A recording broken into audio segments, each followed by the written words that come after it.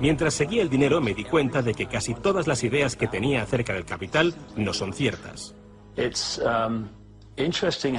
Es curioso el hecho de que nos planteamos muy pocas preguntas sobre cosas cotidianas, como por ejemplo, cuando vamos a un banco y pedimos un préstamo de, digamos, $50.000 o 50.000 libras. ¿Qué pasa en realidad? Veamos. Muchas personas viven la vida basándose en unas ideas que se alejan mucho de la realidad. Lo que en realidad pasa es que si pides 50.000 libras, escriben que en tu cuenta hay 50.000 libras. Eso es todo lo que hacen. No acuñan monedas ni imprimen billetes. No recurren a ningún metal precioso. Simplemente escriben en una pantalla de ordenador que tu cuenta tiene 50.000 libras. Desde ese momento empiezas a pagar intereses sobre una cantidad de dinero que nunca ha existido, que no existe y que no existirá. Resulta que los bancos prestan unas 9 veces más dinero que la cantidad que en realidad guardan en sus cámaras. Y esto es posible gracias al préstamo conocido como reserva fraccionaria.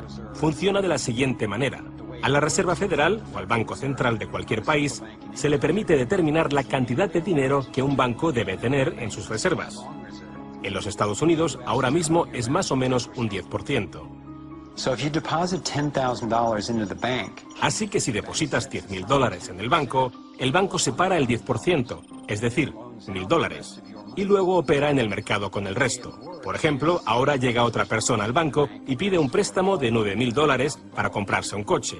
En ese momento, el banco presta $9.000 del depósito que tú habías creado. Los $9.000 desaparecen. Entonces, la persona que solicita el préstamo paga al vendedor del coche y éste ingresa la cantidad en otro banco que forma parte del mismo sistema bancario central. Estos $9.000 se consideran un nuevo depósito y así continúa el proceso sucesivamente. El dinero se vuelve a depositar y se vuelve a prestar hasta que el depósito inicial de $10.000 se convierte en $100.000. El sistema bancario acaba de crear $90.000 simplemente prestando el dinero.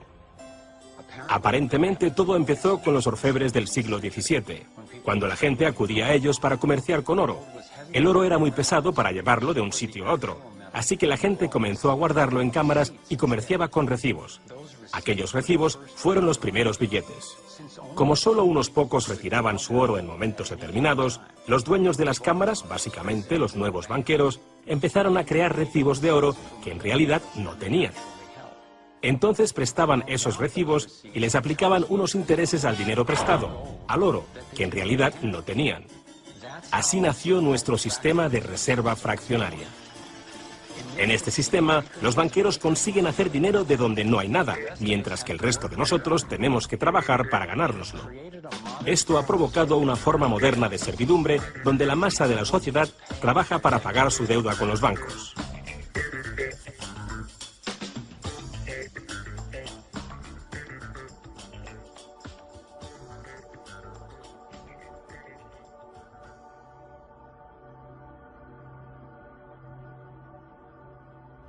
Bajo este esquema de reserva fraccionaria, inevitablemente nos hemos convertido en esclavos de la deuda de una élite financiera que nos gobierna. No porque sean mejores o más inteligentes que nosotros, sino porque han manipulado el sistema para beneficiarse de una gran parte de la gente de este planeta. Catherine Austin Fitts es experta en este tema. Fue ayudante del Departamento de Vivienda y Desarrollo Urbano de Estados Unidos bajo el mandato del presidente George Bush Sr. y luego asesora de la administración de Clinton. Imaginemos el juego del Monopoly. Ahora quieres comprar el Paseo del Prado. Lo que puedo hacer continuamente es imprimir dinero, darme más y más dinero, disminuir el valor de tu moneda al imprimir cada vez más. Da igual lo duro que estés trabajando o el éxito que tengas. Al final, siempre te puedo comprar y no me cuesta nada. Pero ¿cómo se explica que si vosotros o yo mismo fabricamos billetes, se nos acuse de falsificación? Pero si lo hacen los bancos, entonces sea un incremento de la masa monetaria. ¿Cómo han conseguido los bancos este poder? Esto es Jekyll Island, donde en 1910, representantes de los Rockefeller, los Rothschild, los Morgan y otros banqueros privados se reunieron en secreto para preparar la legislación que crearía la Reserva Federal. Ed Griffin se encargó literalmente de escribir un libro sobre lo que pasó en Jekyll Island. Los bancos centrales son como carteles bancarios, quienes se han asociado con los respectivos gobiernos de los países donde operan y se les ha otorgado un poder monopolístico sobre la creación del suministro monetario del país. Eso fue lo que los políticos les ofrecieron como regalo, se podría decir, a cambio de la asociación. Y a cambio, ¿qué ofrecen los banqueros a los políticos? Les prometen crear dinero de la nada, ahora que tienen esa potestad para hacerlo cada vez que el gobierno lo necesite. Y desde 2008 hemos presenciado la mayor impresión de dinero falso de la historia. La prestidigitación financiera disfraza los costes, esconde a quien debemos culpar y nos deja como esclavos de la deuda trabajando para pagar las facturas. Me ha chocado el hecho de que en el mismo año en que se creó la Reserva Federal, en 1913, se creara también el Servicio de Impuestos Internos, y desde entonces se estableció el impuesto sobre la renta. Así que todos nosotros tenemos que pagar la deuda de los políticos con intereses a los banqueros.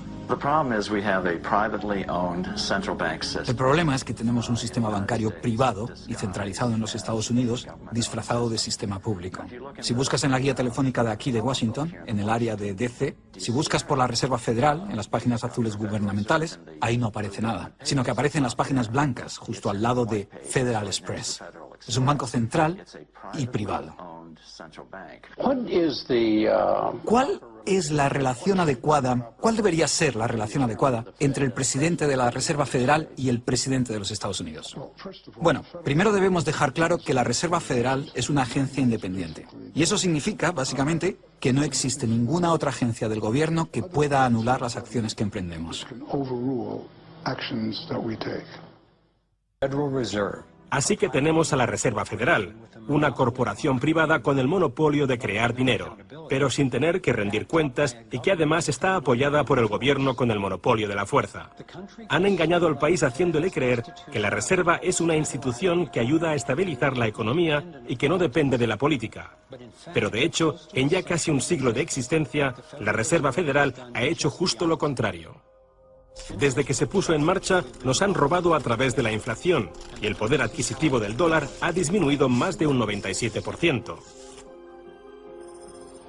Y la diferencia entre ricos y pobres deja claro que el dinero va a parar a manos de unos pocos.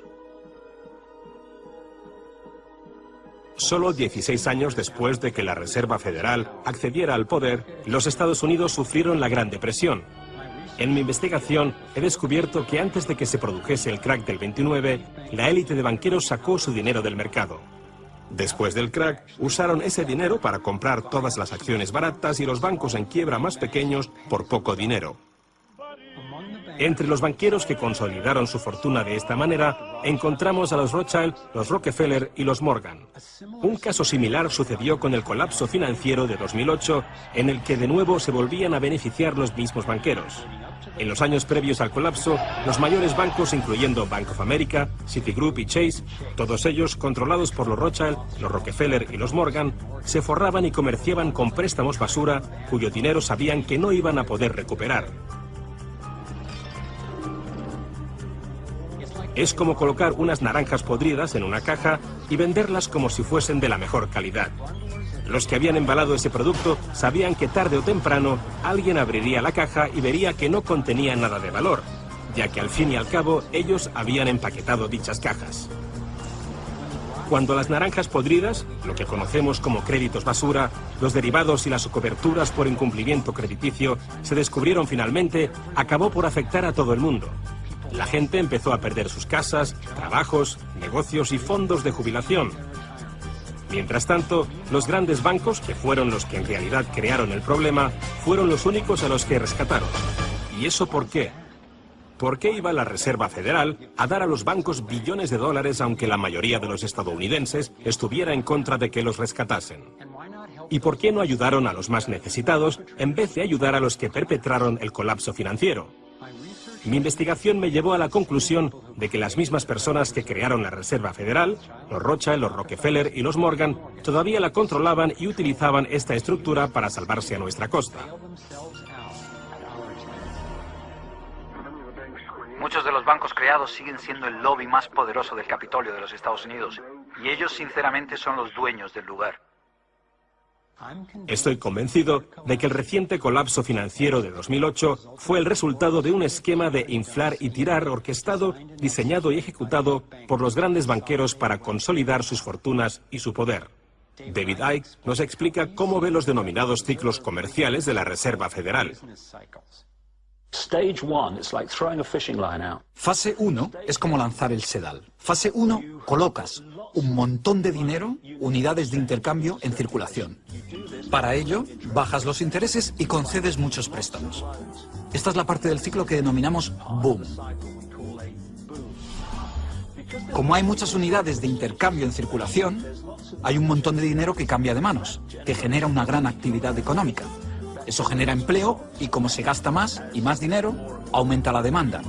Así que las compañías solicitan más créditos de dinero recién salido del horno para aumentar su producción.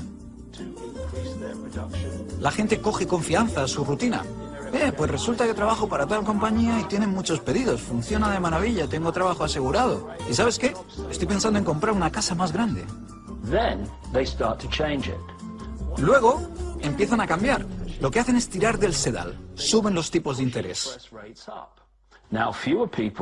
Ahora, cada vez hay menos personas que consiguen los créditos porque las condiciones de concesión se han endurecido. Y también, al aumentar los tipos de interés, una gran parte del salario de las personas se destina a pagar esa subida de los intereses y no al consumo. De repente, ya no hay tanto dinero en circulación y por tanto se compran menos cosas. Los beneficios de las compañías empiezan a disminuir, empiezan a reducir los puestos de trabajo y algunas comienzan a cerrar. La gente pierde sus trabajos. Ya no pueden pagar las hipotecas de esas grandes casas que se habían comprado cuando todo iba bien. Ahora los bancos empiezan a recoger el sedal, porque mientras la gente se declara en bancarrota, tanto las compañías como las personas, los bancos se quedan con las fortunas que sí que son de verdad. Con las propiedades, las tierras, los recursos que habían puesto como aval para que simplemente les prestasen unas cifras que solo aparecían en la pantalla del ordenador. Y llevamos siglos con este ciclo económico de tirar el sedal y recoger, de inyectar una gran cantidad de dinero en circulación, de hacerlos picar. Y lo que se ha hecho en realidad es robar. Y se ha propiciado que se acumule la verdadera riqueza del mundo en manos de unos pocos.